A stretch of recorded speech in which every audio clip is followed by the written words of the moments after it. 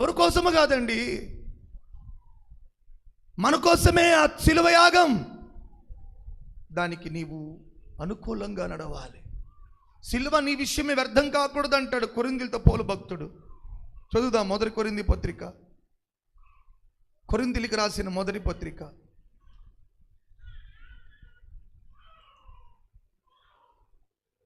స్తోత్రం, 17 వాక్యం 117.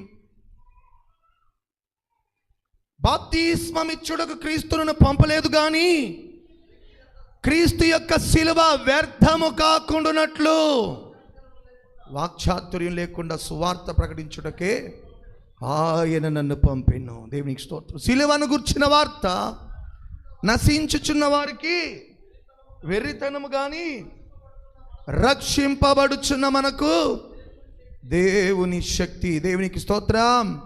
హల్లెలూయా.